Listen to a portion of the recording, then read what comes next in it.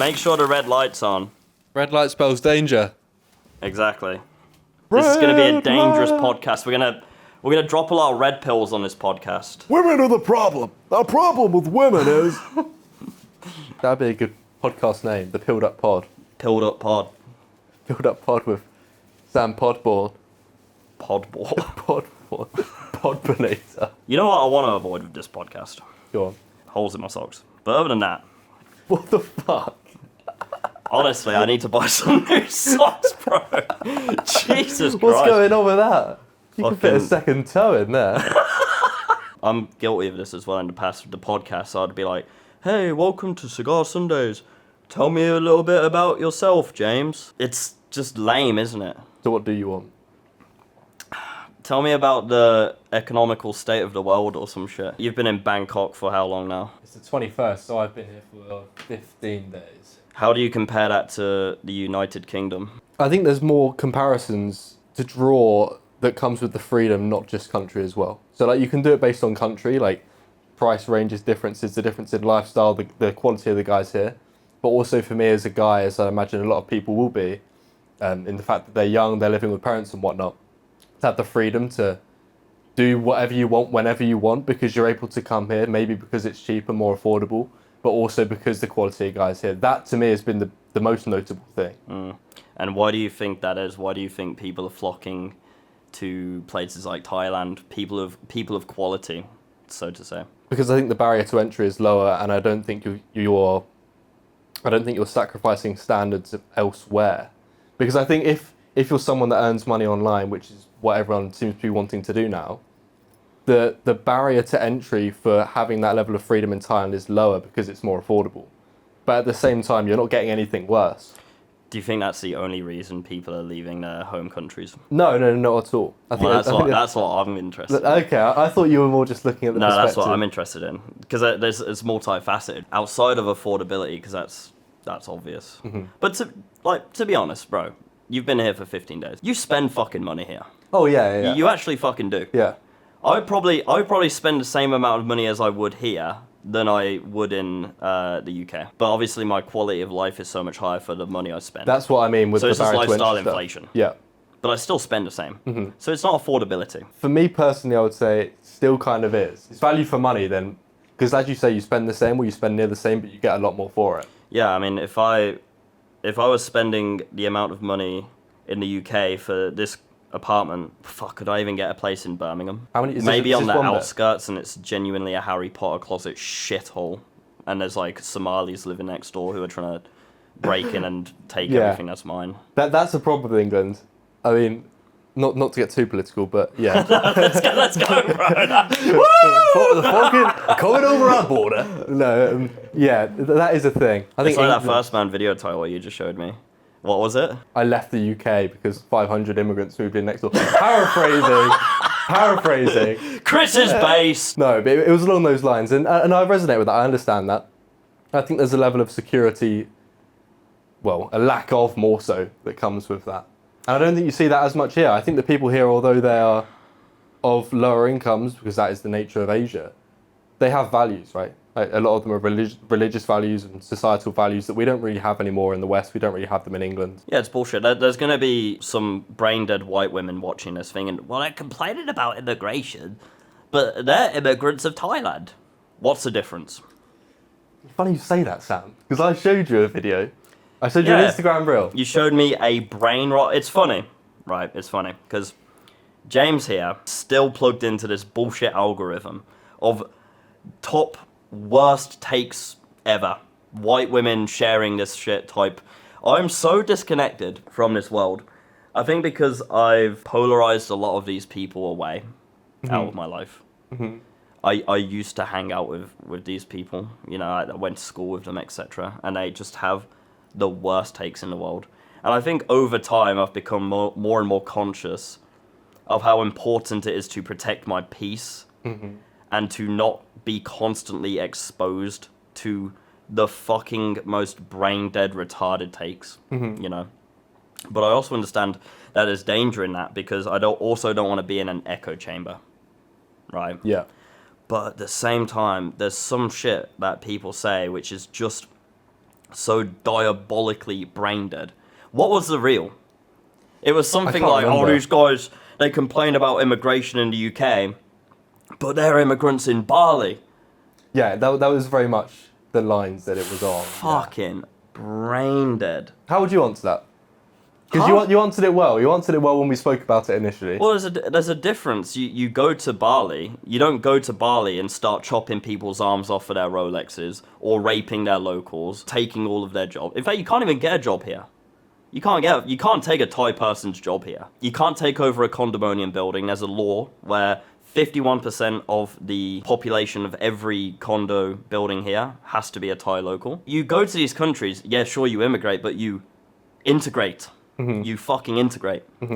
And no one's complaining in the UK about immigration. It's actually a good thing. It can be a really good thing. They're complaining about the lack of integration with the society. They don't learn the language. They want to impose their own laws. They want to take everything they can and ship it back to their home countries. They're violent criminals coming in. That's the problem. Not the fact that there's immigration. It's absolutely like brain dead retarded to draw the same line as like, oh, well, people move to Bali. You're not going to Bali and fucking all their shit up. It's not the same. I wouldn't say that any of that is wrong. I think all of that is true.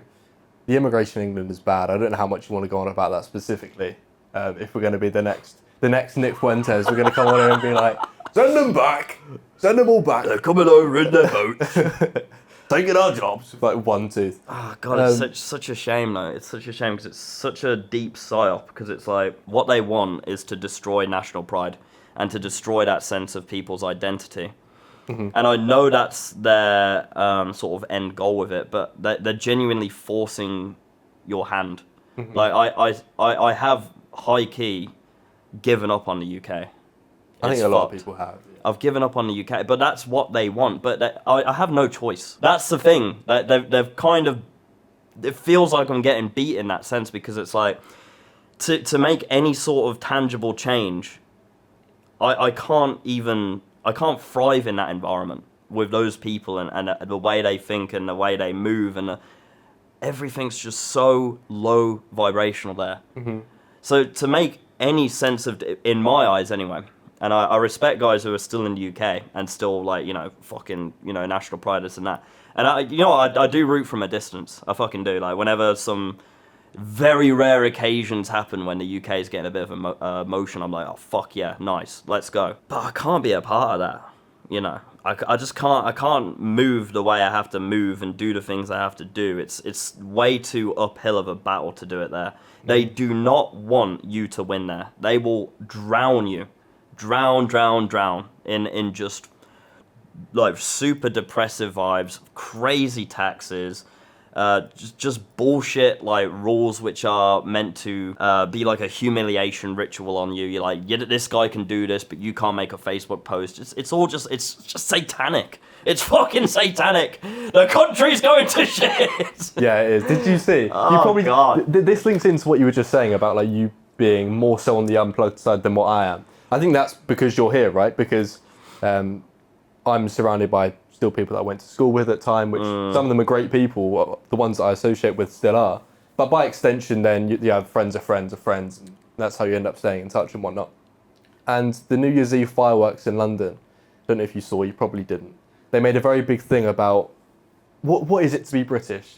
To be diverse is to be British. That was one of the statements that they said over the fireworks in London on New Year's Eve. I think it's so interesting how, I remember in school only a few years ago, I think in 2021, we were taught British values as a subject. On Wednesday afternoons at 3 p.m, we'd always be taught British values.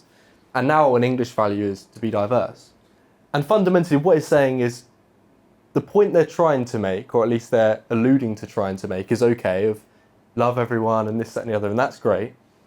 But to encourage just bringing whatever into the country is pretty bad, because when they bring whatever in, you bring in generally the worst, and that's no insult to those people. A lot of them are running from war and whatnot, or at least that's the way it's framed, albeit not necessarily true. You bring in the people who are struggling the most, as is the nature of asylum seeking and whatnot, and you kick out the best. You kick out the best with the highest taxes, you kick out the best with the crime rates and everything that comes with getting the worst. You take the shit, respectfully, and you kick out the best, and you're not left with much good. Yeah, there's if you no do that. ambition there. Any guy I know who has anything about them, they're either out of the UK or they're trying their absolute fucking hardest to get out of the UK. What future does that fucking country have if everyone who has anything about them is just trying to fucking leave? You know, it's just fucking sad.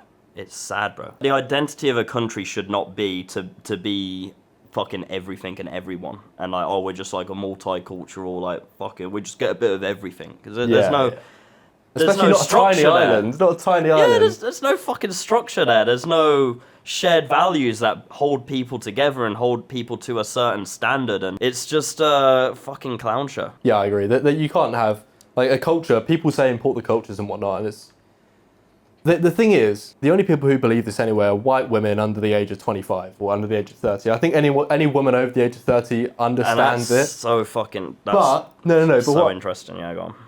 But the women that say that, they have good intentions, but they don't see the logic in their head. Their intention is, bring them in, they can do what they want, everyone's a citizen of Earth and this, that and the other. And it makes sense for their line of logic, but in reality it doesn't work. Because you can't have a culture of everything, because then it's not a culture. A culture is definitionally a unique set of attributes to a people that is unique. And you can't bring in everything and have that as a culture, because then it's not a culture, it's just a melting pot of anything whatsoever. Well, if you wanted to take over a country back in the day, you would have to fucking get on your boats with your fucking swords and invade and fucking slaughter and kill. Nowadays, all you have to do is just have the women run the fucking household. Honestly, like, I think most dudes that you speak to who aren't actually, like, soy-bred, like, retards who just play League of Legends fucking 16 hours a day and they browse Reddit, most dudes you'll walk up to in the streets like, what do you think of all this, like, illegal immigration? That they'll be like, oh yeah, it's fucking bad. You know, people aren't fucking stupid. But the problem is, when the dating market is so cooked, and you have fucking dudes who will genuinely just fold on all of their values just to cuff a 4! Yep. Just to cuff a 4! Yep. You basically have women's ideologies and views of the world running the fucking country. And women are emotional and they're nurturing, and that's a beautiful thing. But the cold hard reality is there's a bunch of invaders coming in on their fucking boats. They don't have swords, but women's virtue is allowing them through the gates without any violence necessary until they're all already behind the gates. At any point, like, they're like, it's like sleeper agents. You see this shit, like, this is like dark as fuck, but like, for example, the shit that's going on in Palestine, when that happened, the streets of Birmingham, which is where I'm from, just turned into a fucking shit show with a bunch of Muslims just curb stomping white guys. And that has nothing to do with the UK, but it's like sleeper agents. Some emotional shit happens in the world, sleeper agents unlocked. Suddenly the whole street, the streets of fucking Birmingham, London, etc., shit's happening all over the world. Australia's bad as well. Just sleeper agents, boom, suddenly fucking unrest.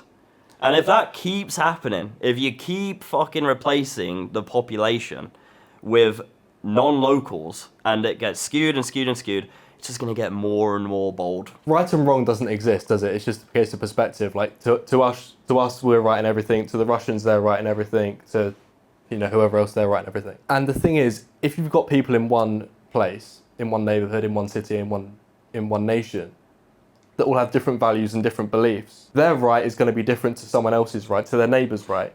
And when their wrong is realised, when their people get attacked, or, you know, when something bad happens to them, and they kick off as they believe is right to do, but their neighbours don't because they have such conflicted values, you end up getting localised conflict like that, where people in cities, people in neighbourhoods end up fighting each other because it's a clash of, no, I'm right, because no one has the same values. Yeah.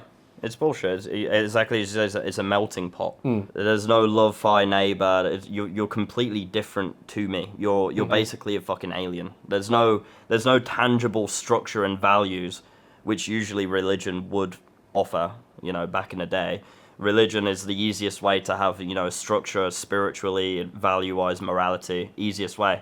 If you don't have that, then you don't have any sort of fucking moral framework that is holding together your people. Yeah. So when shit happens, it's World War III.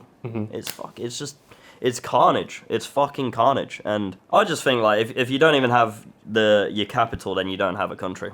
And London is not like in my opinion. Yeah, we were debating this the other day, weren't we? The line of thought on my end was basically you can still enjoy areas outside of England, and the example I used was the Cotswolds. I said I would still happily live in the Cotswolds and I'd happily raise a family in the Cotswolds because I think it's a lovely place. I think it still has a lot of typically traditional English values, British values. And you said, yeah, but you can't have that if the capital's fallen, right? Yeah.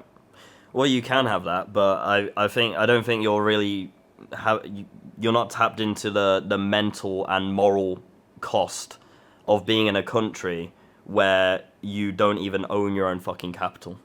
Mm-hmm. And the rules are skewed, and it's basically you're just cooked. Like you're sat, you're watching your country get fucked, mm-hmm. and you're in this third chair and you're just watching. But you're alright, you're away from it. You're just enough away from it. But like she's getting fucked, and you're just sat there watching it. Well, it's alright. I'm in the Cotswolds. It's like I just can't imagine like just being in the UK. I think you're right. Like you can enjoy the UK. Like go fuck off to the countryside. But like your capital's just being like ravaged. Mm-hmm. You don't own it anymore. You know, it's all fucked. It's all bullshit. Why would you even want to have any sense of connection to that land at that point? Yeah, London's pretty bad, I'll be honest. London's yeah, and bro, again, if you don't have a fucking capital, what do you have? Fuck all. Capital's supposed to be you fly into Thailand, you fly into Bangkok, you see the best. Literally the way to the airport and the way from the airport is like, they decorate, they make it fucking really nice, this and that. Like, there's a reason for that. It's because you're flying into the capital. You want to quickly, like, this is what our country's about. UK, you go there, it's a shithole immediately. It's a shithole immediately. I literally, 2 years ago, I flew back to London. Genuinely, at the train station, I get shoulder barged by 3 Somalian guys wearing balaclavas. And I came from Thailand, and obviously I'm very respectful, very nice in Thailand, not looking for any trouble, etc. And no one's looking for trouble here. As soon as that happened to me, these guys shoulder barged me. A part of me wanted to be like, yo, what the fuck? And then I realised, I can't even do that. Because I will get fucking stabbed. Yeah. And that is why everyone in the UK has zero, vigour or happiness about them. Everyone in the UK, eyes to the floor, go A to B. I'm going to work, don't talk to anyone, don't interact. You can't do anything out of pocket, otherwise you might get fucking stabbed. Mm-hmm. Don't wear a watch, don't do anything nice, don't go out at night. You don't have a country. You don't have a country. If you can't even do simple shit like that without the fear of being stabbed by someone who isn't even one of your people, you don't have a country. And staying in that country, even if you run away from your own capital and stay in a fucking village, you still have that moral L on you just don't have that identity. You don't own your land anymore. And guess what, man? It's only a matter of time before this cancer spreads and you don't even have the fucking village anymore. It's not even yours. So yeah, why would you have any sort of investment or any sort of love for that land if they're continually cooking you? You're sat on that chair, they are fucking your country. You're sat on a chair watching it. La-di-da-di-da. It makes no sense. My line of argument would be that I understand the pride that comes with the capital city, right? You know the game Sid Meier's Civilization? You must know that. You must know Civ. Sure. Like, if your capital gets taken, play it you're much, done. but yeah. Yeah, if your capital gets taken, you're out of the game. It doesn't matter about the rest of the cities. Yeah, that's perfect. Yeah. That says everything. Yeah. Yeah.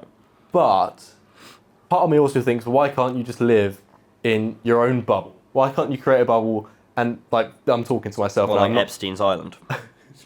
Don't bring him into it. Don't bring Epstein in. I'm not talking to you directly, but why can't myself, why can't people create their own lives in their own bubbles in the nice areas still, such as the Cotswolds, and then piss off when it does get bad? Because I agree with you. You can if you want to cope. There is an inevitability. It's not cope. Of course it is. That's not cope. Yeah, it is. You're just going to put your blinders on. My country's failing, la-di-da-di-da. I don't own the capital. The government are fucking me in tax. They're letting everyone in. It's only a matter of time before they come for me, and this place won't be safe for long, and anything I do here or invest in is a complete waste of time because it's not going to be owned by me anyway. La-di-da-di-da. Of course it's cope.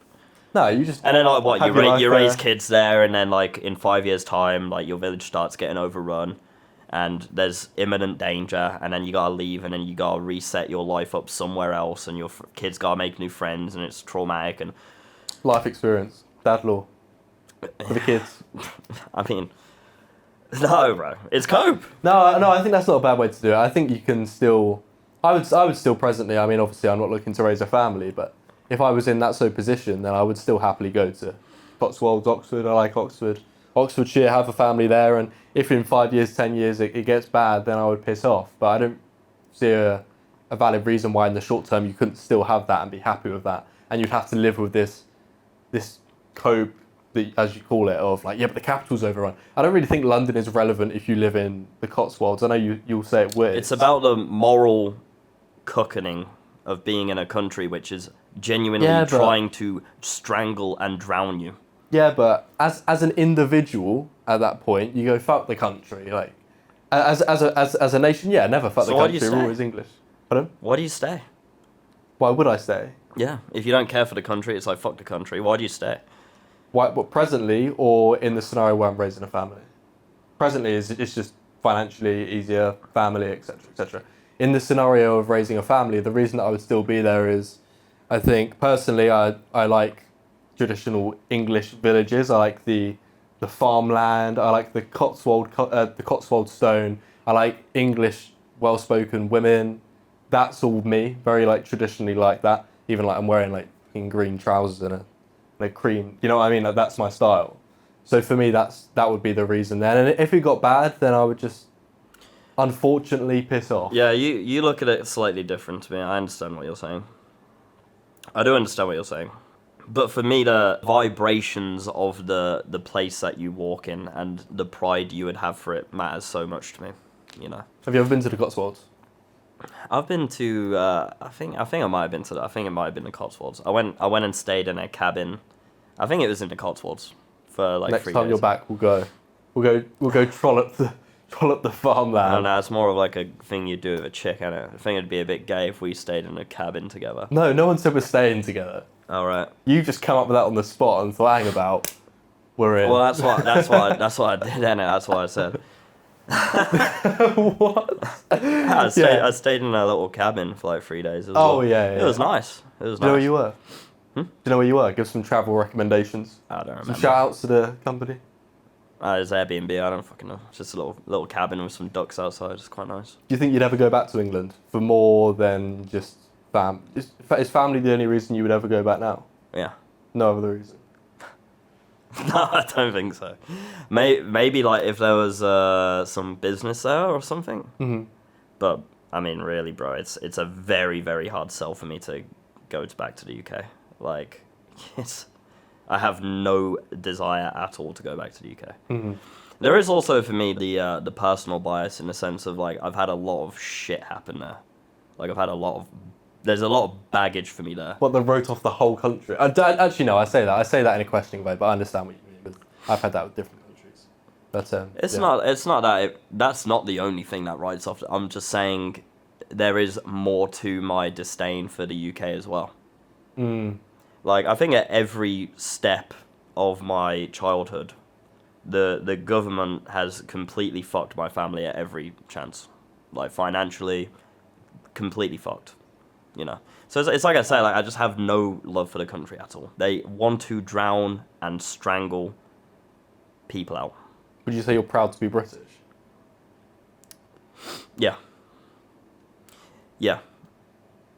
It's interesting. God, that's interesting. I'm proud to be a British person who got out. Mm-hmm. How sad is that? Yeah, I know what you mean. I really resonate with that. I fucking love British culture. Mm-hmm. Actually, it's fucking sick. Like gentlemen, James Bond, you know, holding doors open for women, being like really polite fucking gentleman. You think British, which is hilarious because the rest of the world also thinks that. Like, oh, British men are so like classy, and everyone in the UK knows like it's really not like that at all now. Everyone's like fucking oi. But that OG shit, it's awesome. I want to keep that alive within my own family. But in terms of the land and the people who have sucked it dry. The fucking demons that are roaming that land and just sucking it dry, and they don't care about any of that shit. They care about getting as much resource out of it as they can and then just shipping it off to fucking Switzerland or whatever. Fucking who knows. Those people, they don't care, and I don't see a winning battle. The political system isn't even set up to have like a big red fuck you to the establishment button, much like how the American system does with Donald Trump. He was a big fuck you establishment button and people pressed it. The UK, you don't even have that option. It's literally like the party system is fucked. It's fucked. It's not for the people. Who do you think's at fault? Do you think it's? I think there's a clear answer to this, but I'm intrigued. The immigrants themselves or the government? I'm amazed it took you that long to answer. Surely it's just government. Like no thought. If you're playing a game and the rules don't stop you from cheating, you wouldn't stop cheating, would you? No, but it's like the thing is, I'm in Thailand, bro, and this is a fucking Wild West. Mm-hmm. You can do crazy shit here, you know. You can do you could do crazy shit and get away with it if you wanted to. But I have no desire to do that. And most people here have no desire to do that. It's definitely a lot more the government's fault, no doubt about it. We need to come up with the party. It's just the people they let in. The Harborne party manifesto. what would be the manifesto? If you're in power, what are your top? I don't even know how they do it, to be honest. Policies? What's in a manifesto? Well, it doesn't matter what my Promises? policies are because it's got to go through 10 different True. fucking bullshit things that's never going to pass and nothing changes anyway. Very true. You know what the political system is for most countries, but definitely for the UK. It's a moral victory. That's all it is. It's like you're identifying as the right, I'm identifying as the left. And, we won this time, haha. Yeah, I've but never got nothing that. actually fucking matters. The parties are the exact same with the same people pulling the strings. It's maybe 5% different. Yeah. Nothing actually fucking matters. It's just the moral victory of being able to say, haha, leftard, you lost the election. It doesn't fucking matter. It's the same shit. Mm-hmm. I've never understood especially in the UK. I've never understood how something so nuanced as even just saying politics doesn't do it justice, because it's literally like every single decision within a country. To say politics doesn't do enough justice to the nuance that comes under the umbrella term. How you can define your politics as left or right, conservative or Labour, with the odd, Green Party or whatever gets scattered in. How you can define yourself by A or B, to me is crazy. As you say, none of it's correct anyway, because, as you say correctly, there's about 10,000 people that need to vote on something, and if enough people say no, it won't go through. But yeah, I could come in with the brightest ideas ever, and it's the same shit. I might be able to change like 5% of things which matter very little, very menial bullshit, little moral victories, like Trump with the, oh yeah, we won't tax you on your tips. Everyone's like, oh yeah. Doesn't matter. Yeah. Doesn't really fucking matter. I'd say that like you can do a lot more in America. Like if you get power in America, there's a lot more you can do. It matters a lot more. In the UK, it matters fucking very, very little. Mm-hmm. Very little. The difference between Labour and Conservatives, right? They're genuinely like they're the same. Mm-hmm. They're the same. It's just the moral victory of like, oh, I'm blue and I'm red. Oh, blue won. It's like a fucking Halo match. Oh, I won. GG easy. Yeah. That's all it is. But the result's the same. It doesn't fucking matter, Yeah, there's an issue as well you can go deep down into how bad the system is based on, how much power do they actually have, etc. But something comes to mind with the Romans, and I'm going to get this completely mixed up, but the premise is they had, what were they called? Consulates or something in Rome? Like when it was like Romulus and Remus times, the people that founded Rome. And it was, fundamentally, there wasn't enough duration that they were in power for. There weren't enough, that their power block wasn't long enough for them to actually make a big change. And it was something along the lines of, that's why Julius Caesar became a dictator and he became the sole consulate of Rome. Something like that. Because by doing so, he actually had enough of a power duration to genuinely make change and be encouraged to make change too. Because currently, if Keir Starmer, who's the current Prime Minister, goes and makes a change, the positive benefit, if there is one, might not be realised for 10 years. And so why would he even go and make that change? You know, if it's like if Keir Starmer was like, right, immigration is a big problem, we need to get rid of all the illegal immigrants. That might be a 15-year process. You never know. You know what these things are like. Is there any point in him even doing that? He's only and then some other bozo comes in like, oh no, we're not doing reverts it anyway. Yeah. It's bullshit. Yeah. And also, like, their campaigns are run off donations. Mm-hmm. That's a big thing. So they're bought and sold. Mm-hmm. If you give me this money, I'll win. I'll pass this law, and then you can buy these stocks, and we'll drop a bomb on this country, and then you buy these stocks, and it's fucking meaningless. It's so true. Yeah. It's fucking meaningless. Like, you only have like personal sovereignty, and the only thing you could do is go to a country where the government will leave you the fuck alone as much as humanly possible. Mm-hmm. And So that is a good thing the about China. UK do not fucking do that. That's You a good get thing about arrested it. for a fucking Twitter post in UK, and that is not even a fucking joke. That is fucking mad. And that's almost the thing people say as like a anti-UK thing, and it almost means nothing. But I don't think people really understand. They genuinely are arresting hundreds of people for posting on fucking Twitter. Meanwhile, if I come into the country and I'm wearing a nice watch and they cut my arm off for my watch, nothing happens. It's bullshit. You don't have a country. If I can't even wear a watch in my own country, it's not my country. It's bullshit. I gotta use this fucking nasal spray, bro. I'm getting a blocked nose. I'm still sick. What the fuck? What happened? No space on the memory card. What the fuck? Have I really burnt through that much already? That must have only just come up, surely. Podcast rant. Just talk about immigration for an hour. Podcast done. Anyway, We're should we back in change the- topics? Guys, it's all over. Just Give up right now. Okay, wait. Let's not be so black-pilled. What's a good thing that comes from this? What, immigration? Well, I mean, if you go to Somalia, it must be quite nice now. Pretty good, right? No, it's not. New prime holiday destination. I almost guarantee you it's not a nice place. No, I reckon it's primed. I reckon that's a pretty good place. Oh, go on. Ah! What Fuck. is that?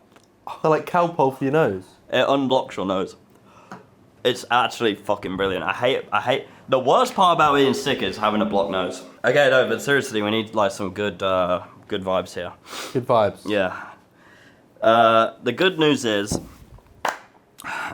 a lot of people have waken up to the realities of, because I think a lot of people genuinely used to sit there and think like, oh, it's okay, my government's looking after me, my government's gonna save me, you know, I'll be safe here. I think a lot of people have woken up to the fact that like, yeah, the government's not actually on your team at all. What do you think was the trigger point? COVID seems to be one, but I don't know if COVID's that's a just massive whether I one. was. That's just when I got old enough. COVID's a massive one. Also, just the free flow of information on the internet. Yeah, I think it's just a big culmination of things. But either way, I think a lot of people waking up to the fact of like, actually, you need to take control of your own life. No one's coming to fucking save you. Yeah. Government's not. Your parents aren't. Friends aren't. No one gives a fuck about your success more than you do. You have to do it yourself. There's Yeah. no one coming to fucking save you. And I think a lot of people genuinely used to think like, oh yeah, the government's got my back, man. You know, I'll just wait for that government check, or I'll get that government job and I'll be fine. It's bullshit. So that's Yeah. a very good thing. The good thing is it's got so shit that people have only just started to notice. Honestly, dead ass. Like the average person. I look at my parents and the cost of living in the UK and their wages, and I genuinely I could bow to them. Like, how the fuck did you raise 2 kids? Mm-hmm. It's like, wow, like just you are magical. I don't get it. The amount of sacrifice that they went through. It's just unfucking believable. Yeah, but there's the old adage of, you know, hard times create strong men, so on and so forth. Obviously, we're seemingly in the period of hard times create strong men. We're still going. Is my red light on? Red light spells danger, still going. Cool. We're seemingly in the period of hard times create strong men, but how far through that towards the next bit, whatever it's called, good times creates average guys, or whatever the next thing is. Do you think we're close to that, or do you think that's still like 10 years away, 20 years away, 50 years away, 5 years away, next week away? Or are the hard times only just beginning? They're not even here yet. We're only just starting to notice. I don't know, man. I'm not a fucking genie with a lamp. Either way, it doesn't really matter. The only answer, good times, hard times, whatever, the only answer is to keep fucking trudging forward. Mm-hmm. That's it. And to strive to be a multifaceted man of total excellence and of strong moral standing with strong values that you don't fold on. Mm-hmm. And that's the only way forward. What do you think is the difference between as we referenced earlier, the guys within the UK that effectively, if people can control intendingly or non-intendingly, control young women into believing X, Y, Z based on their moral principle, by extension, young men folding to that in order to date them, as you said, right? What is the difference between those young men that fold on their values and someone such as yourself who stands on your values? What is the fundamental difference? Experience. With what? With women? With life? With everything. Here's the thing, man. Like, I talk about women and dating a lot in my content, and you might think like that's quite weird, Sam, because you're a guy who just teaches guys how to make money online with fucking video editing. But I really genuinely 100% believe that everything is correlated anyway. If you fold with women, if you're shit with women, you're shit with negotiations, you're shit with clients, with video editing, for example. I think on the most part, you should literally just aim to get as much life experience as humanly possible, and a lot of this shit just crosses over anyway. If you're conscious enough to actually sit with your own thoughts and fucking think things through, which most people aren't. If you're able to just sit in your fucking room alone, without having some sort of stimulation. Hey, bro, what you doing tonight? Or like fucking scrolling Instagram reels or just having bullshit going on all the time. If you just experience shit, especially painful shit, just experience it and actually process those emotions. Don't run away from it. If you get hurt by a girl, don't be like, oh, well, she's just a bitch anyway, whatever. You just robbed yourself of some of the best XP you can possibly have as a man if you just discard it as, oh, she's just a hoe anyway. It's lazy. And you're just robbing yourself. There's probably a reason that shit happened, and it's something to do with you because everything's just a reflection of you anyway. So I think all this shit just correlates. If you get good, I mean, you're a salesman. Mm-hmm. Every salesman I meet, great with women. Why? Because they're so used to rejection. They're so used. No, but it's true. It's true. It's fucking true. They're used to rejection. They're wordsmiths. They're all Riz gods. It's all fucking correlated, bro. All of this shit. Obviously, there's a lot of nuances to the different facets of masculine excellence. So if you just autistically focus on becoming a good salesman, you're gonna miss a lot of nuance when it comes to dating women that you can only get if you fucking date women. But there's a lot of rules of thumb which you'll get from just experiencing a lot more of life. And that's the problem with going back to the UK. If you have a country which is constantly trying to strangle you, not giving you any freedom to do anything, trying to drown you constantly, you don't have the fucking freedom to even experience life. You're trapped. That's where most guys are. They don't have any ounce of freedom. They want to self-develop. They want to improve themselves, but they don't have the tangible means to actually do anything about it. And there's only so much you can do with sitting and meditating and going lifting some weights. There's a real plateau that goes there. What you need is the freedom to leave. Go and do something. Go and explore something. Go to a fucking island. Go and experience this, go and experience that. Go on dates. Dating is expensive. If you don't have the freedom to do that, you can't self-development. You're just plateaued forever. I think experience in everything. But of course, there's a lot of nuance with each of these facets as well. So you have no other choice other than to just be well-rounded and excellent in everything you do. Mm-hmm.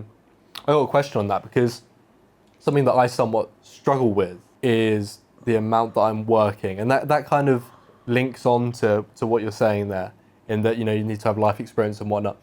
When I say I struggle with the amount I'm working, it's oftentimes because trading and whatnot as well.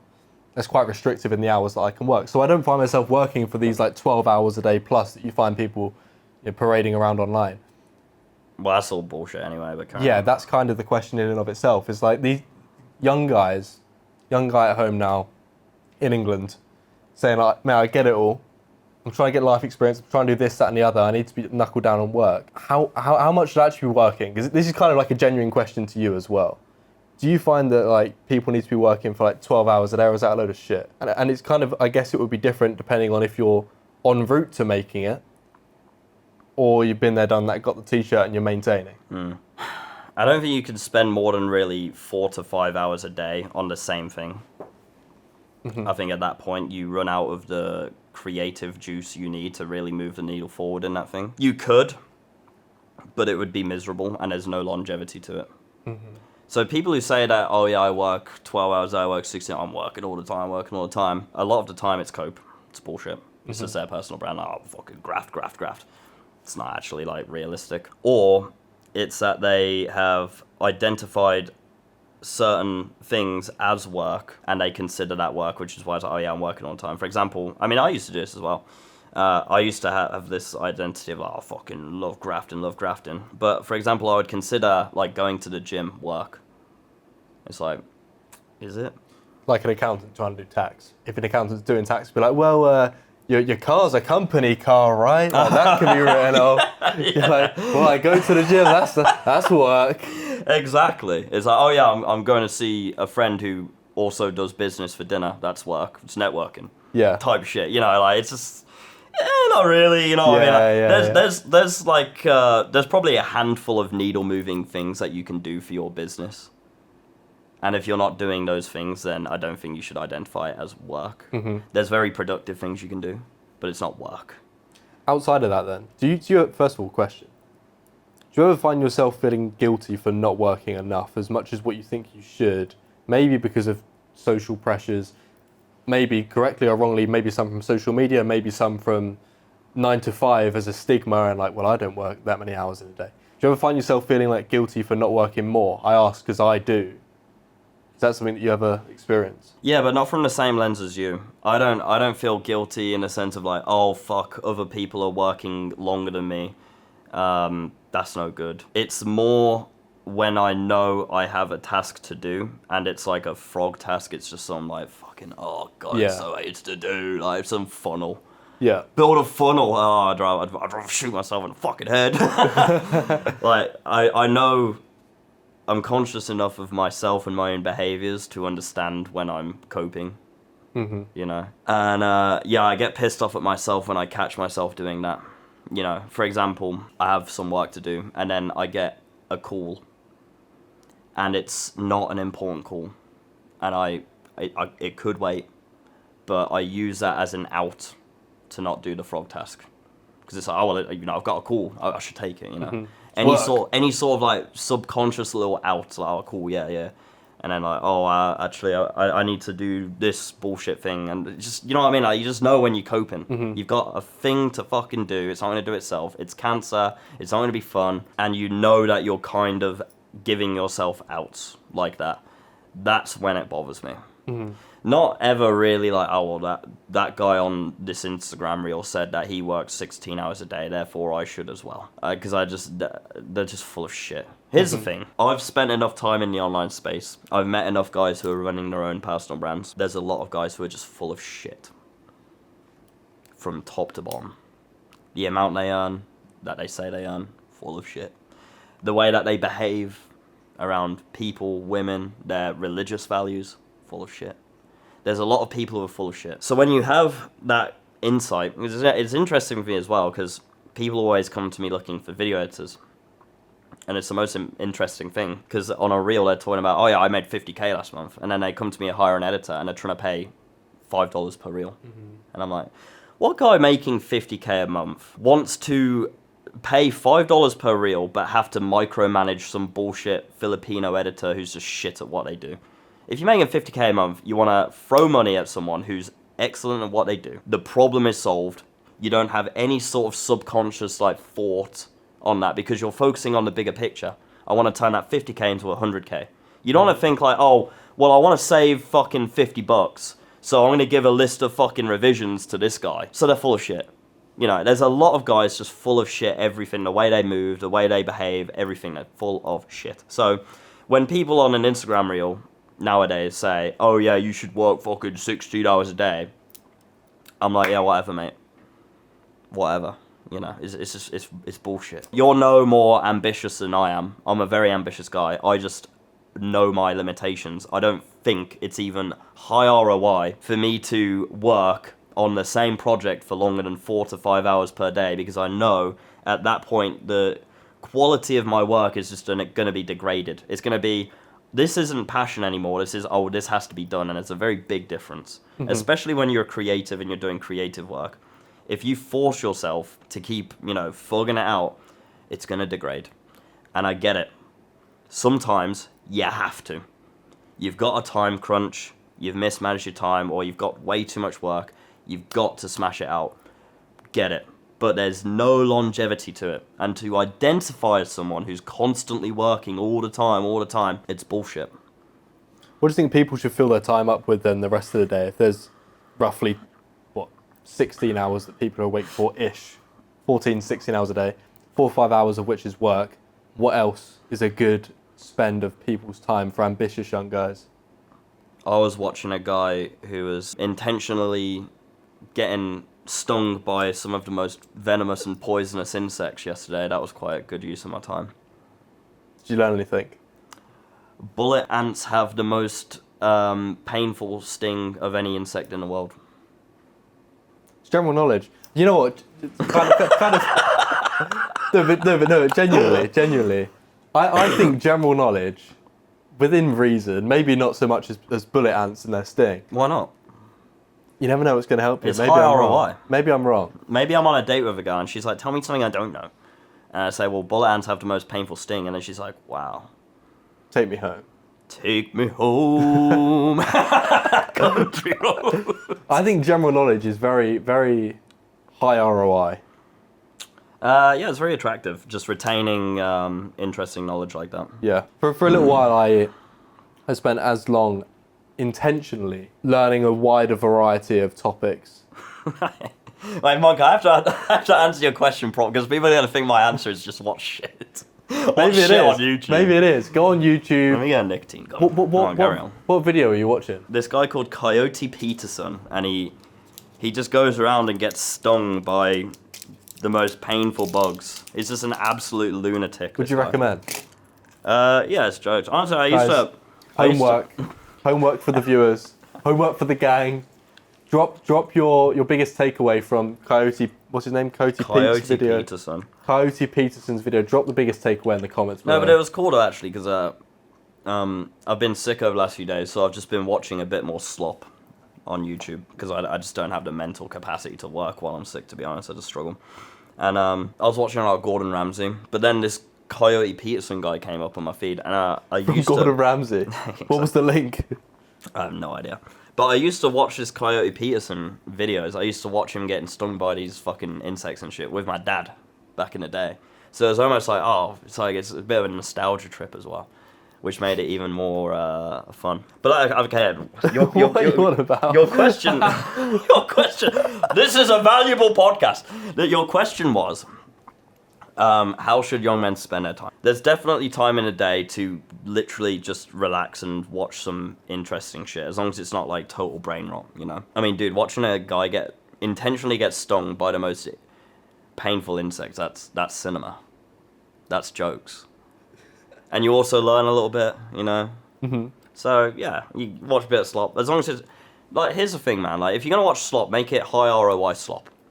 Instagram Is that not Reels... just cope? Is that not just cope? No, it's not. No, it's not. Tell me the last Instagram Reel you watched. Only scroll to the good reels. Tell me the last Instagram Reel you watched. Which one was it? Exactly, I don't know. Exactly. I remember that. It's different echelons of slop.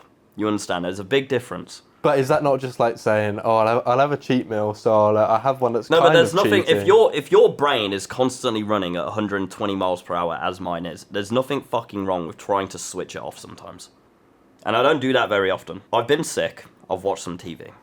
I don't feel guilty about it fucking at all, because my brain is constantly. So there's nothing wrong with switching off. And I know a lot of like really high performer guys who have zero problem at the end of their day sticking a fucking film on with a girl and relaxing. That's realistic. Nothing wrong with it. I feel like there's a big, almost guilt-tripping thing.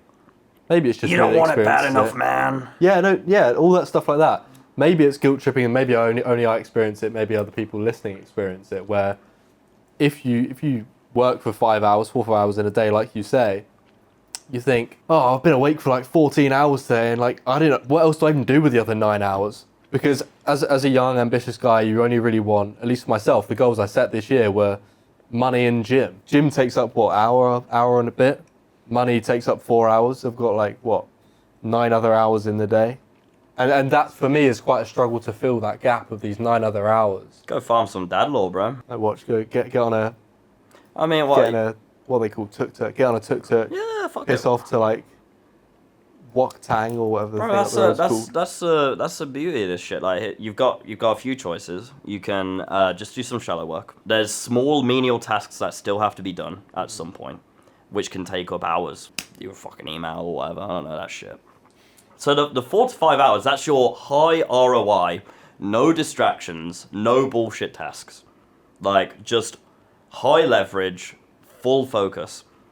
There's still a bunch of other shit you can do which won't take all of your focus. I remember back in the day, I would sit on a Discord call with my friend Yanis. I was editing, he was doing like more motion design stuff. We would sit there until 5 a.m. every night in a Discord call with a music bot, just playing music, singing these tunes while doing like shallow editing. And that's just that's a good use of time, bro. That was sick. We were having a sick time, we were bonding, and we were getting like some shit done, not to a crazy degree, because obviously it's a bit distracting. Like, I'll just yeah, this is funny. We Yanis sitting in a call like kind of silent, and then Yanis just comes out with fucking ad libs. He just makes noises out of the blue. He just goes burp, burp, like that, and I'm just like, what the fuck is going on? Huh? Are they not like delayed on the mic? No, he just goes burp. Every like 20 seconds, he would just make a noise. Is he okay? You I don't, bro. That's just Yanis's flow state, like juice. He sits there. Flow state starts like. He used to hit vapes as well. He was sat at his desk. He would sit at his desk, smacking a vape every 30 seconds, just go burp. But he's one of the most talented creatives I've ever fucking met, without fail. Don't question the procedure. That's how he rolls. He still does that shit. He was at my mastermind last year. He was in his room working. I went to the boys, come here, everyone. 10 lads, come here, inside the lounge. Go put your ear next to Yanis's door. They do it. They just say, burp, burp, like that every fucking 5. He just does that. But he makes fucking sick shit. So who's to say? Who's to tell him to stop? It works. How did we get here? It's a good question. So anyway, shallow work. Shallow work, you can do shallow work. That takes up time, bro. You can go on dates, talk to girls. Go on dates is work. Suddenly I'm working like 8 hours a day now. How is going on a date work? How isn't it work? It's productive. It's not work. It's different. What if you're like a full-time sex? Oh, if you're like a dating coach Yeah. and you're like filming content of girls, you know, talking to girls, your friends in the bush, like recording. Do you know who Tim Riz is? Yeah. Yeah. I love Tim Riz. What if you're Tim Riz? That's work. It's work, bro. Imagine that that's bit the of thing, work. bro. That's the thing. That's like a really good lifestyle hack. Like, if you're really into fitness, then become a fitness coach, and then your entire, like, genuinely all of your life is now fitness. Mm-hmm. If you really like dating chicks, then become a dating coach, and then your entire life is dating chicks. It's like you've built a business around the shit that you innately like doing anyway. You know, for me, I like creativity. I fucking build a business around creativity, video editing. It's fucking perfect. Mm-hmm. You know, so all of this shit builds into each other. It's prime life setup, isn't it? Because examples are like getting rich and then starting up a modelling agency, like a legitimate modelling agency. But then by extension, you have access. That sounds really bad. But you're then in the same room as a bunch of attractive women. Harvey Weinstein are. Yeah. How badly do you want to be a model? No. It's not about being a model. How much are you willing? How much are you willing to sacrifice to be a model? No, you start the agency. Outsource. Guys, buy my course. You start the agency. You outsource the agency. And then you're in the same room. This couch just got really dark, bro. What do you mean? This is the casting couch now. Guys, and coming up next, Yanis just walks in. Just hear him coming up the corridor. It's very bright. Yeah, you're right. It's lifestyle designer. Yeah. Yeah, it's very intelligent. Like, you can build a business around. I just lost my train of thought. Anyway, what do you think of Venezuela. Oh, God. All right. Well, I don't know anything that's going on there, bro. America just nicked like There, mate. whatever the big top geezer's called. I don't give a fuck. Do you think that's like funny? It's just theatre, isn't it? It doesn't matter. None of it matters. It goes to prove They only though, show us what they want to show us. Everything else, it's all a lie, bro. we've gone full circle because it goes back to the UK. It goes God, to please show. not. It goes to show how the person in charge doesn't really have much of an effect on society. Because I guarantee now, Venezuela is. I mean, not if you're gonna- in charge of Venezuela, yeah, that's true. on the Venezuelan society, like the Venezuelans are still just going around like making burritos or whatever they do in Venezuela, shipping out coke.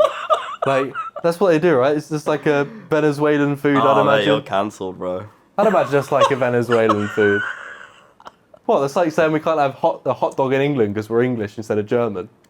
They just make burritos over there. I'd imagine so. That's probably what and Maduro have was a doing. crashing currency.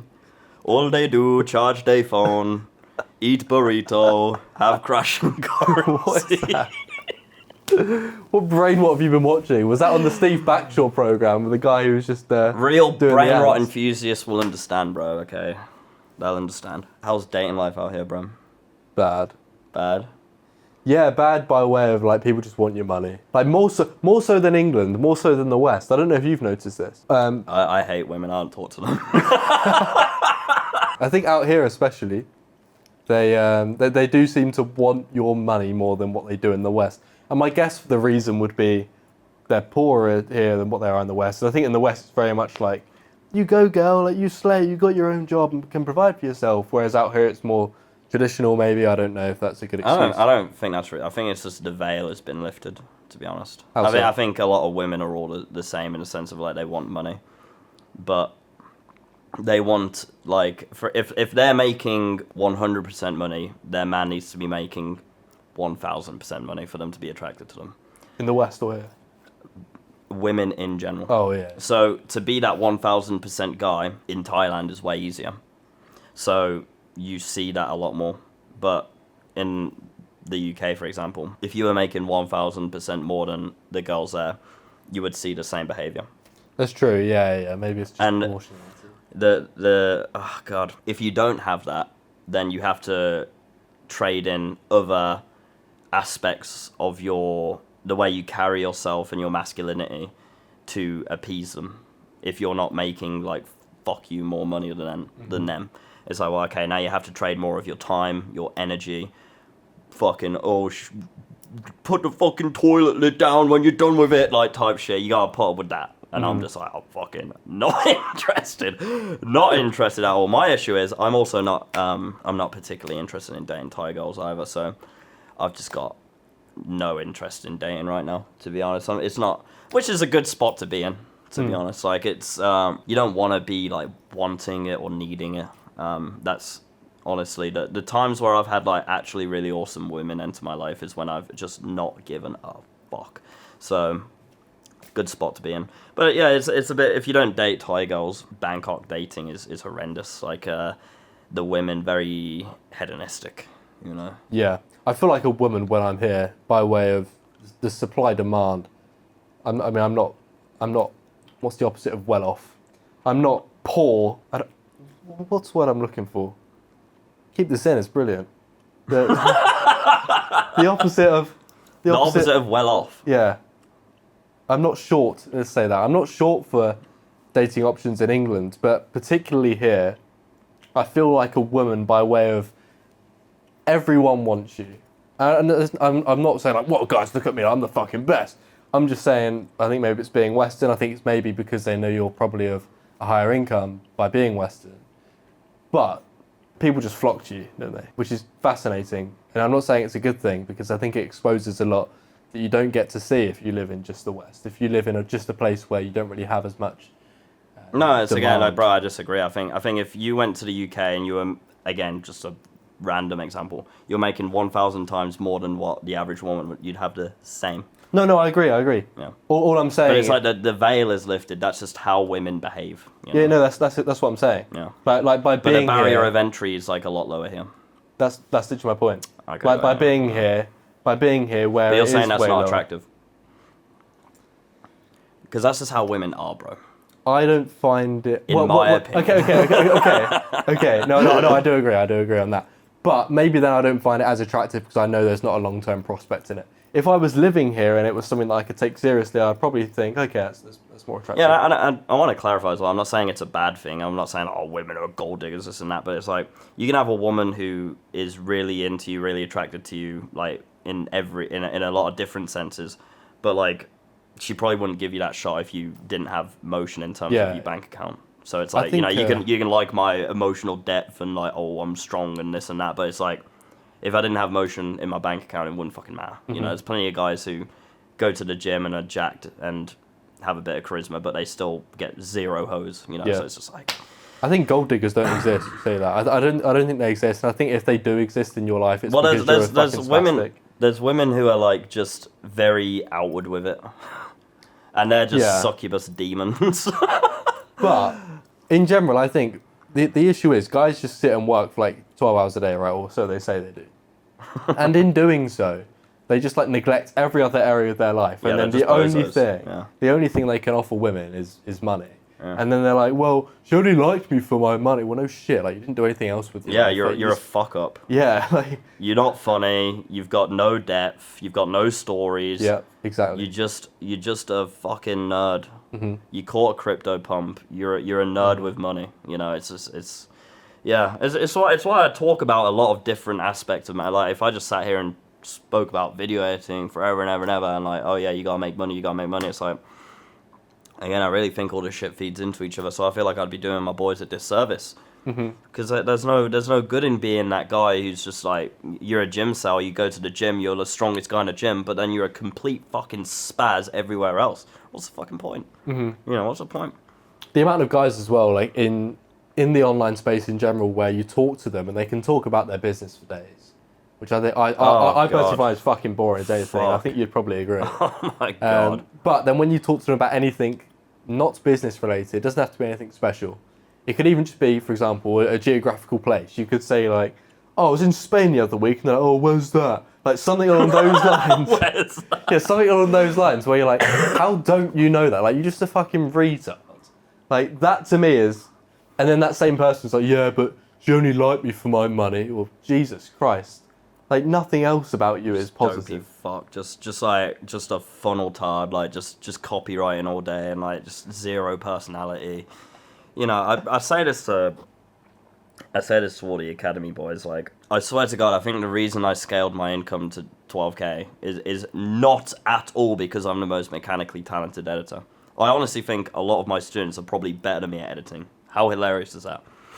I mean, the reason is because I intentionally leveled up my fucking social skills, and I'm good to be around. I can have a laugh. I'm good to bounce ideas off. I'm switched on. I'm invested in what they're doing, so I can actually give them my energy, and they walk away from a discussion with me. When we go into a Discord call, we talk about this and that for an hour, talk about business for half an hour, talk about fucking dating for this and da da da da da. They walk away energized. They walk away with a clearer picture as to what their mission is, not just bullshit lame like, oh, do you think I should do this? Yeah, probably, bro. Yeah. I think that's why I stood out as a fucking video editor. Even the guys back in the day on the editing team, which I was managing, I'd say most of those guys were probably more mechanically better at editing than me. But it's not just about that. It's not just it's your social skills, your charisma, the way you carry yourself, how invested you are, emotional intelligence. All of this shit is so much more important than what most people think. It's crazy. In every field that you go into, every single one, you know, people don't spend anywhere near enough time leveling up their character at all. I always think it's fascinating. I've realised this once. Everyone kind of wants to be James Bond to some degree, right? That's so true, bro. I want everyone to be wants to be- Batman and James Bond at the same time. Yeah. Type Well, shit. th- James th- Bond daytime, Batman nighttime. Type shit. This applies to both of them. Everyone wants to be James Bond, or they want to be Batman or Superman or whatever. Those people, I'm going to say James Bond, talk about everything but money. It's like you want to be James Bond, but you don't wear the suits, you don't have the charisma, you don't have the social skills, you don't have anything that he has, you just have money. And that's the one thing that he never mentions. Yeah, he obviously has it with the cars and whatnot. But you see my point where like people want to be that archetype of person. Yeah, And they're his funding all their archetype time is in he can something else. do everything. Yeah. Any scenario for him, social, physical, mental, is fucking switched on. Mm-hmm. That's why he's fucking James Bond, not because he's got a bunch of cash. Mm-hmm. Which I can see why your Batman analogy would work less with that, because Batman's fucking... He's Batman rich. is Batman because he's got fucking dough, to be fair. That's why Batman is so cool, though. Because he's got a bunch of dough, and he doesn't fit that archetype of a guy who's just rich and does fuck all. He actually goes out and does mad shit with his cash. That's why it's cool. Yeah, I always think that there's something you can take from different lifestyles, and like for me, trading, right? I always think if I could have a trader's money, but have the lifestyle of someone that isn't a trader because they're fucking nerds and whatnot, and like that you know they're that type of person. If you can take a bit of this and a bit of that from all these different lifestyles, from all these different archetypes of people, and funnel them into yourself, that, in my opinion, is the best way to do anything, because then you stand out more. And genuinely, it goes back to the UK discussion of like, we're the people that are myself en route to escaping the UK with the rare trait of being English. And that's going to become such a tricky thing to come across, is like a well-spoken, well-dressed English guy who's free in every capacity, in the same sense of if you can be the trader who has the trader's money but the lifestyle of a baller. Same thing with Batman. You're the rich guy, you don't need to go and save the city, but he goes and saves the city and does all that anyway. He's a fucking And that's G. that's what makes him cool. That's what Yeah. makes him good. I think there's a lesson in there of just taking bits from this, that, and applying them to your own lives, and not having to fit a certain archetype, not having to just do OnlyFans Yeah, management. don't just fucking one trick. Yeah, OnlyFans Yeah, management yeah. like some fucking dickhead. Yeah. And then, oh god, the OnlyFans guys are the worst, man. Oh my god, the OnlyFans guys are the worst. Why? Just the worst people to speak to in the world. How so? What's your experience been? What sort of man do you have to be? I do agree with you, by the way, obviously. What sort of man do you have to be to choose to have your means of making money micromanaging a bunch of lazy, entitled women? It's an absolute fucking nightmare job. I know OnlyFans guys. Fucking nightmare. And on top of that, they all have a horrendously skewed perception of women that are also toxic. They're so toxic with how they talk about women, treat women, how they view women. It's so bad. So bad. And there's so many different ways you could fucking make money, which isn't micromanaging OnlyFans. It doesn't get more low vibrational than that, you know? That's pretty bad. It's pretty It's bad. so low vibrational. Like, I think I'd rather be friends with a guy who kills people for money than be friends with an OnlyFans guy. That'd be pretty cool, though, wouldn't Bad it? Being guys. friends with an assassin, yeah. Yeah, he assassinates bad guys. That'd be awesome. Yeah. If you could change one thing of your past, one thing. Maybe it's that you tell yourself something as a 5-year-old boy going through primary school, whatever that might be. What would that thing be? What would you change? I wouldn't want to change anything because it's all like led me to this moment. Do you know what I mean? Of That's course, like such a but, gay but fucking if answer. you had to, I would change how I behaved when I broke up with my ex. Because I actually went a bit insane. I went a bit mad. can I ask how you mean insane, or do you not want to answer that? Well, it was a very manic time in my life. I was very, very depressed. Like, I would go to bed every night and just think about my own death. I couldn't sleep. How long did that last? Like 9 months. You answered that very quick. Yeah. It was probably the worst period of my life. For sure. But you broke up with her, right? I did, yeah. So why do you think it had such an impact? Because I still absolutely loved her to bits. But I had to just murder that part of myself to reach the next stage, you know? And she was a big part of that identity of that boy. And I was never going to reach the heights I wanted to get to with her. Mm-hmm. And that's one of the absolute darkest things about this fucking journey. And, you know, wanting to continue to grow and continue to progress moving forward, you are gonna have to fucking not only let people go, but also genuinely like just murder parts of yourself to keep going forward, because that old self is gonna hold you back. So in that moment when you had to end it all, but obviously at the time you didn't know exactly what you were going to go through, but 9 months of that much pain, what gave you the confidence, the belief, whatever you want to label it as, to end it with her instead of saying like, nah, I'll keep trying? Because that's something I I want to be struggled clear with. that the 9 months of thinking about my own death and not being able to sleep was while I was with her. That Okay, stopped yeah. as soon as I broke up with her. That's my interpretation was that was after. Yeah, I just wanted to be clear. Yeah. So what was your question? If that was such a big point of contention for you, what gave you the self-belief to, whatever you want to label it as, self-belief, confidence, whatever, to break up with her, even when emotionally and everything else it said, no, stay? There wasn't any confidence. There was no confidence. I think that's why it was so bad, because I did it and then afterwards I was like, I kept switching. Switch. Like, I swear to God, for like 9 months, 6 to 7 months, sorry. I woke up one day and I was like, fucking, you're so back, Sam. Yes, this is it. The next day I'd be absolutely fucking crushed. Oh God, like what the fuck? You know, like just agony, fucking agony, bro. There was no confidence. I was trying to like get back with her. I was trying to get in touch with her, reach out, like just all sorts of outlandish shit. Like, Did you reach out? Did you stop yourself? I did. And like I wasn't mentally stable, so I just fucked it up more and more. And I lost all of her respect. So realistically, we had such an awesome relationship. We had such incredible times together. I'll never forget. She will always be like a princess to me, you know, always. But for her, I think I fucked that up. I have none of her. I don't think I have any of her respect now. Because I afterwards I was just a loony, lost all respect, and that's probably what I would change. Because I wouldn't change breaking up with her. It had to happen,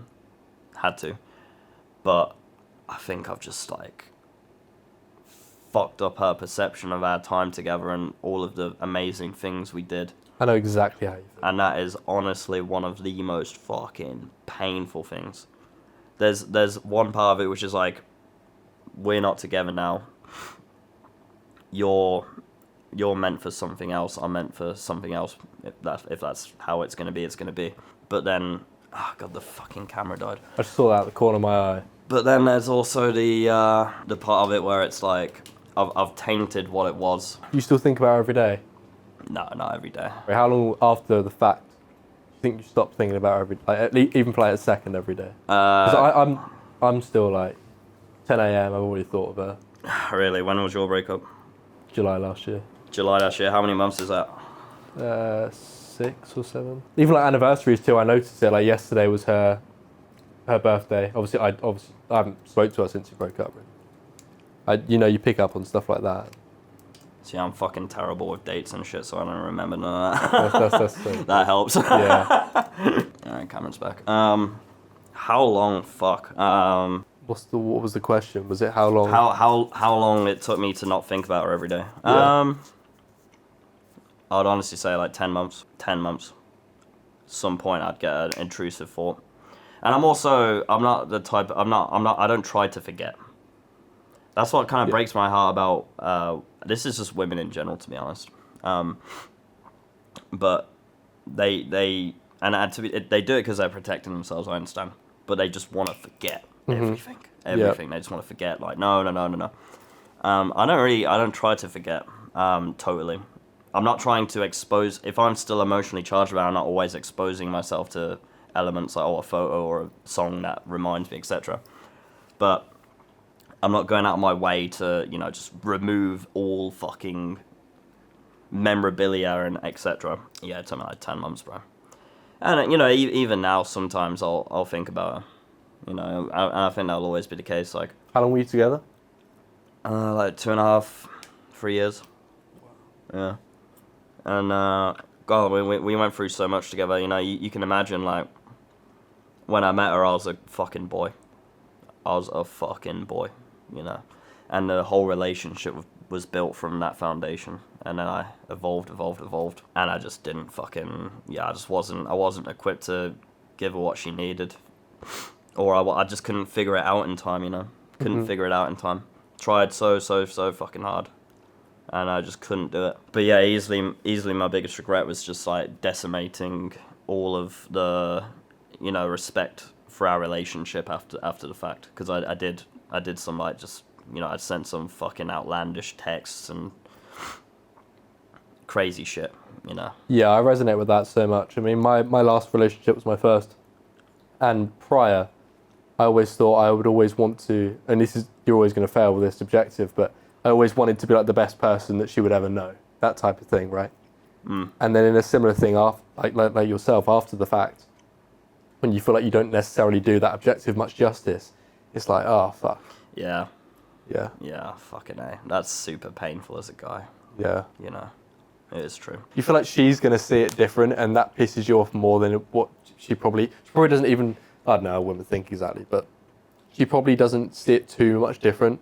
But to us, it's like, fuck, I tried to be like the very best, and like that one text, that one thing is, to me has shattered it for the way that I would imagine she perceives the entire thing, if that makes sense. And that's the soul shattering, like. Yeah, and that's the thing, like, I'll never let that happen again now. Because that's been so painful for me. I'll never walk out of a woman's life ever again being a boy. Never. And I've had women since then, I've walked out a fucking man. And the funny thing is, they always come back. They always come back, bro. You get a text fucking 4 months later, I miss you. It's happened to me numerous times. How did you deal with that when that happened? Well, actually, no. How did you feel when that happened? What, getting a text saying I miss you? Yeah. I suppose it depends who it is and what our history is and what's happened. I'm never dismissive. I'm never trying to like fucking break a girl's soul or anything like that. You know? Yeah. If I love a girl, I'm definitely not trying to do anything which harms them or stops them from being happy or from moving on. If that's what they want, if they want to move on, fucking move on. You know. I do in the back of my mind think you're making a fucking big mistake, girl. Like, you can't move on from Sam Harborne. But, you know, that's their choice. Yeah. Their choice, I have to live with that. It depends who it is, bro. Did you feel any part of, and I ask this because this is what I would like to think my reaction would have been in that scenario. Did you feel any part of, like, I did my job? Like, I was good to her? When like, I get that miss you text? Yeah. Yeah, but I feel that with every single woman I interact with. But that to me would reinforce that belief. It doesn't need to be reinforced. I know it for an absolute fucking fact. Even with my ex, which I completely decimated like that, you know. Even that, like, she is she's a significantly better woman after meeting me and spending that time with me. She is significantly better, more experienced, more intelligent. I do nothing but empower the people around me, and that includes women. I'm not afraid of empowering my woman. I'm not. I'll never ever enter a girl's life and leave her worse off. Ever. It doesn't happen. And that goes for anyone. Anyone who spends time around me in my life and I'm invested in, they are always better off without fail. You know, and I think that's a very important thing for life. Friends, women, everything. Everyone is better off when Sam Harborne is around. That's it. It doesn't need to be reinforced. I'm so certain of that. Like, if you spend time with me, you date me, you invest in me, your life improves. I don't need a text to have that reinforced. I'm so certain of that. So that's why, like, you know, I can forgive myself even when I do mess up, because I fucking do. Of course we do. Like, we all fucking mess up with things. Because at the end of the day, I'm a young buck trying to figure the shit out as well. But I know for an absolute fact I have a good heart and I try my absolute best for people and I want the best for people who want the best for me. And it's simple as that. I don't need that reinforced. Mm-hmm. Do you feel that? Maybe a better way to put it would be like an ego boost. Yeah, you do get a slight little like, oh, I told you so. Yeah, Just yeah. thought you could move on, you silly sausage. Yeah. You do get that, but you gotta tuck that away because that's actually ugly. Yeah. It's actually ugly. You don't want that. You don't want your ego to come from like a woman wanting you. Yeah, because if they can provide your ego, they can take away from your ego. Exactly. I couldn't have put it down myself. Yeah. If I'm so certain that every woman who enters my life ends up better off, then if she comes back, it's like, yeah, of course. Mm-hmm. You know, it doesn't change anything. Yeah. You do get that little like, hello again. Hello Oh, again. it's you. Yeah. Women. Fucking women. What's a positive message we could end on? Because that was that was kind of positive. No, it's very positive. It's life is fucking real. That shit is real, man. That is real. It's so real. Genuinely, that's the most painful period of my life. That was really bad. But so much learned. And you know what I learned from it? It's because I didn't run away from it. Mm-hmm. I did not run away from it. I felt that shit so fucking... Oh, I fucking had it cut right deep. Mm-hmm. Deep, you know. I was listening to a podcast the other day, and I can't remember the exact number. It was something ridiculous, like 95. I think it was like 94% or something. People that have, well, everyone, their most traumatic experience, if people were given the option to remove that from their life, they were to forget it. It was something like 94% of people would say, no, keep it, because I learned something from it. Because it's a valuable thing that makes me up as to who I am today. Yeah. I think that's so fascinating that even though you can go through so much pain with something like that, the overwhelming majority of people would say, actually, it's in my past, keep it. I think it's just a rite of passage as a man. Like I chose this life. I want to be James Bond. James Bond isn't slick with girls, and he doesn't. He moves the way he does because he's fucked up already. Yeah. And I've already said I'll never do that again. And that's it. Rite of passage. It had to happen. I had to completely fucking decimate that relationship and the respect of the relationship, and it had to happen because now I know I'm never ever doing that again. And now when I talk to girls and they decide, you know what, I'm going to move on from you, Sam, I say, well, good luck. And then I get that text 4 months later, and that is a significant step closer to being that James Bond guy. If I didn't have that, I would just do the same shit over and over and over again, and I'd never get there. I'd never get there. So if I removed that traumatic experience away from me, I mean, the next girl I meet, like, she could be absolutely fucking awesome, fall in love with her, all of this and that, and I'd end up doing the same shit, and that would be terrible. I'd do it twice. Fool me once. Fool me once, bro. You know, you can fool me once, you know, like, okay, cool, I get it, you know, lesson learned. Fool me twice, and it's like, well, now I'm just a dickhead. Now I'm just a dickhead. Now I'm an idiot. Now I don't deserve actually what I want. I don't deserve love. I don't deserve love. I'm not worthy. Sam, what's a good one sentence message for the lovely audience? Join the Academy of Excellence. Join the Academy of Excellence, guys. Before we end, you've been out in Bangkok for 15 days now. Yeah. You've been hanging out with us, the Academy boys. I You're have. in the Academy. You actually take the onboarding calls for the Academy. I do. What's your perception of the Academy boys out here? I think, for everyone that I've met, and I've met a wide variety of the guys, I would say all of them are absolutely brilliant, which is, of course, I'm going to say, but a lot of them are so young but so experienced. And I think that's so tricky to come by because a lot of people misconceive, you know, the older you are, the more experience you can have. And that's only a correlation, but with the guys out here that are smashing it, they're young guys, but they've got so much bloody experience. They're so well-mannered, so polite, so ambitious. And I think that's the main thing anyone in a young guy can have, right? Ambition, politeness, life experience, well-mannered. Everyone is so kind and inviting. I mean, you know, I've only met the guys like as of 2 weeks ago, and already they were great friends. So just to be around those people, to be around the right people, to have a network out here. That's the reason I picked Bangkok in the first place. Well, my motivation to get out of my parents' house in England for the month was to get out of my parents' house in England for the month. and so I was choosing between Bali and Bangkok, right? Oh God, not Bali. And the reason I picked Bangkok is because I had the network here. I've got the academy here. That was the fundamental reason as to why I'm here in the first place. I think that alone shows how powerful a network can be, how powerful being around the right people can be, because that's the entire reason that I'm here.